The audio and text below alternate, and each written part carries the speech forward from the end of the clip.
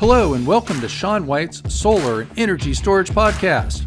This week's podcast, and for a few weeks into the future, we are going to have a conversation with Brian Hayden. I know Brian as the co-founder of Heatspring, who recruited me to teach online classes for Heatspring in 2014. The interview was rather long, so rather than posting it all at once, I'm going to break it up over the next few weeks.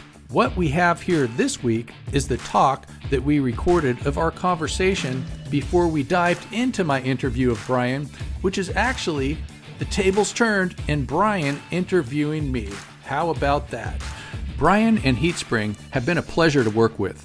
At the time, I was already working for Kaplan and negotiating with Kaplan Cleantech to write material and present for their online classes, which I also did. Since then, Kaplan has gone out of the solar business, so I think it is okay to tell you that I like the process and the material for Heatspring much better. With Heatspring, I could do whatever I wanted.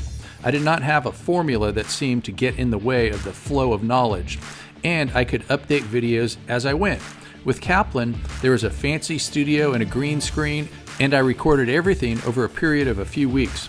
It was a great experience at Kaplan with great people. However, with my Heatspring classes, you do not have to watch my face much, and you get to see the important information and graphics that I put on my screen capture videos. You also get to see more jokes and my personality with Heatspring, which I think is an important way to get points across.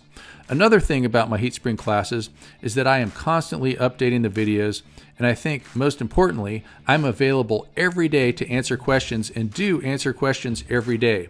Some days I answer questions for 2 hours, and my answers often are much longer than the questions. You can get a feel for this at the solarshawn.com discussion forum. Enough about myself. But not really, because as we start this podcast, Brian and I had a conversation, and Brian, who is a serious podcaster himself, seemed to be interviewing me.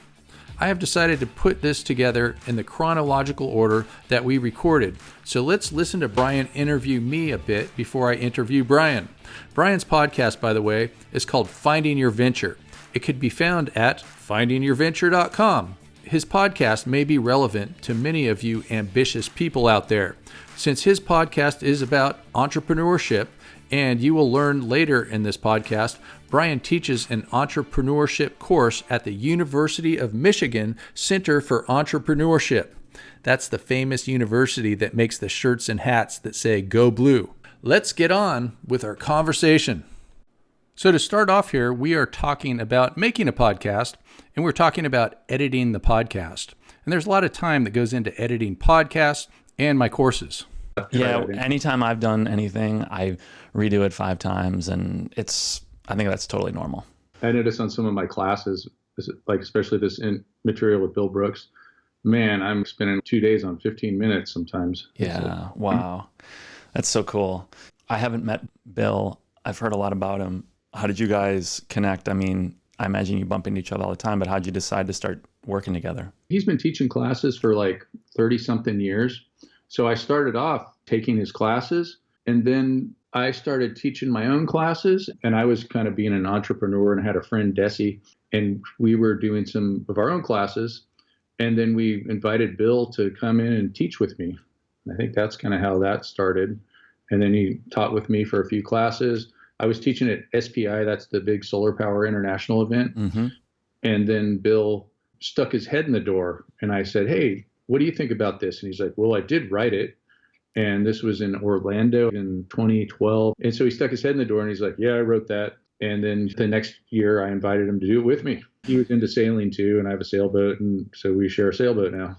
How did Bill get to the point where he was writing so much of the code? And what was his role where he was able to have that much influence over what was happening? He started off at University of North Carolina. And I know that they have some solar stuff there. So he first kind of got into it there. And then there was some solar programs going on out in California, and there's nobody educating people about it. So he moved out here, something like that. Wow.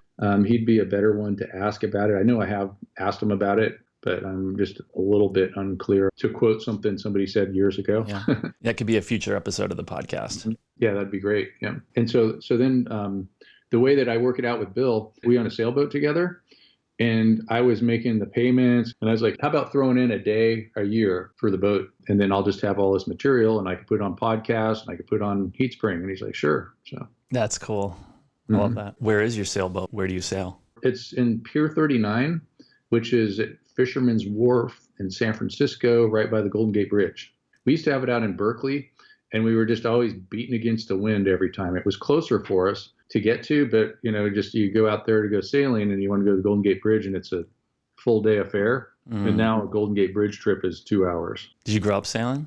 Nah, I grew up with dinky motorboats and I had to like sand them and all this work. And so I just thought fiberglass sailboats were a dream, and I took a sailing certification class. I'm trying to think, probably something like 8 years ago.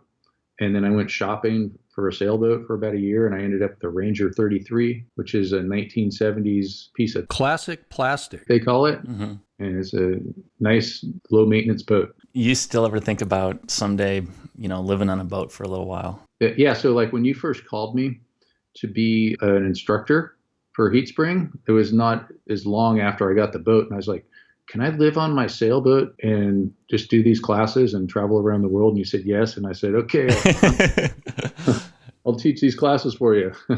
Yeah, that I still want you to do that someday. Yeah, I still do too. Yeah.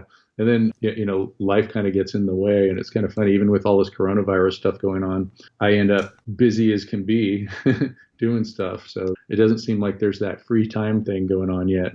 Yeah. What are you seeing with the coronavirus? Are solar companies working right now, and how are they adapting to the new reality?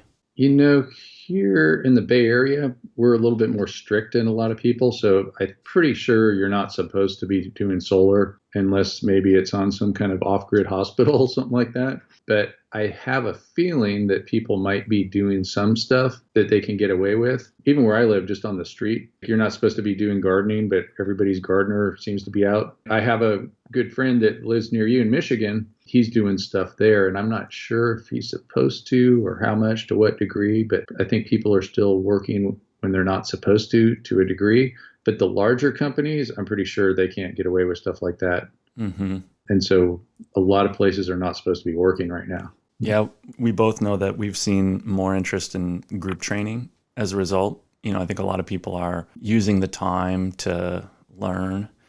What are you seeing inside the courses themselves? Are people asking different types of questions, or are the courses running differently, or is it pretty much the same? It's a lot busier. One of the weird things, though, it seems like around January, it seems like I had the most people sign up ever for my classes. And I'm not sure how much of that is a new year and how much of that is coronavirus kind of sort of coming on. It was out, but people weren't locked in their houses yet. So that's kind of hard to tell. I mean, it's definitely busier. I think in a way that since you got me to sign up for Heatspring, I'd have to thank you for that, especially right now, because the Heatspring classes have made up for all the losses for me not doing live classes, like for all those cancellations because of that. So it made me kind of coronavirus resistant.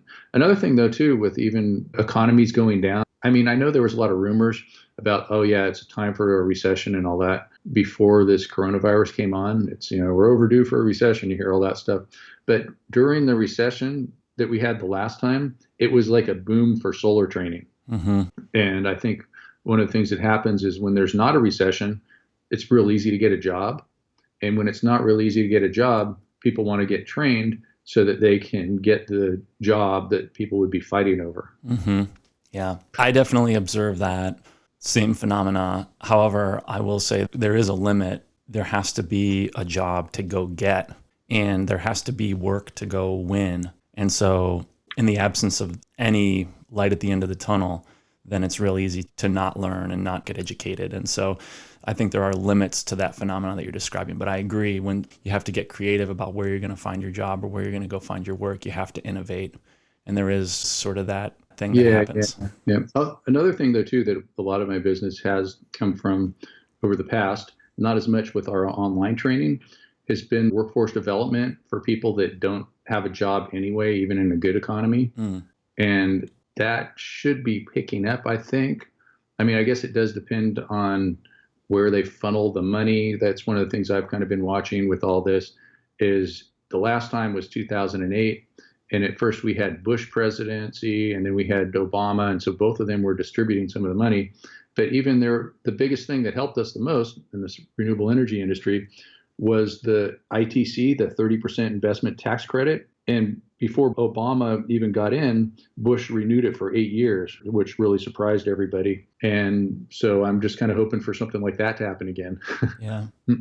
You know, that type of workforce development training, we have done not a lot of over the years. And when we have done it, I have felt that something slightly different is needed. There are more sort of wraparound services I feel that are required. We had some experience doing BPI training, Building Performance Institute, around the last recession.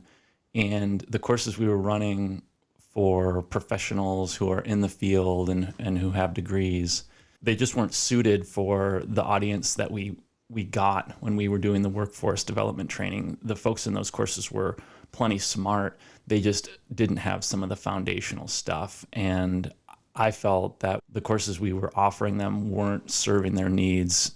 And so we kind of shied away from that stuff over the years. But as I've spent more time teaching and learning how to be a good teacher, I've gotten more curious in how we could address that market in the future. But it hasn't been a big part of our business over the years. That one class that my friend Spencer's teaching, we got his class, we gave them a good group discount for our PV boot camp, but he's kind of walking through the course with them. So he's there, he's checking them to make sure that they're there and they're paying attention. And it was kind of funny. He had me do a Zoom conference with his class, like he always does, but this time they were all at home instead of in the classroom. And there was one guy that was literally under his sheets on his phone taking the class. I was like, hey, he was there, but that was a first for me. Yeah. Oh my gosh. Yeah. We're all kind of having to see each other in our natural environment more with all the Zoom calls we're doing and everything. And it's going to be interesting to see what we all learn about each other. Yeah. As soon as this thing is over, I have a bunch of live classes lined up. One class that I've done a lot of workforce development is in Washington, D.C. through Grid Alternatives. And so I've seen a lot of people come through there, and they have a 50% job rate a year later. So 50% of these people are working in the solar industry. Wow. Yeah, that's great. I love when the programs work. It's so cool. You take, each class has, I don't know, somewhere around 20 people in it. And so you've taken 10 out of 20 people off of government assistance. So that's pretty amazing. That's so like the money that they put into it, they get it back many times over. Right before you were calling me, I was listening to your podcast for a minute, and I thought you sounded a lot like Tim Ferriss on there. I compliment because he has like the #1 podcast. Yeah, man. Tim Ferriss. I have like a love-hate with Tim Ferriss. I feel like he's so interesting, but I am like always annoyed at how interested I am in what he's saying. Well, I guess that's the compliment to him anyway, either way you look at it. Yeah. Thanks for listening to Sean White's Solar and Energy Storage Podcast. Our guest once again this week and for the next few weeks is Brian Hayden, who is the co-founder along with Duncan Miller of Heatspring. To learn more and to find a link to everything important in the whole world, which is covered here in its entirety, go to solarshawn.com. Over and out.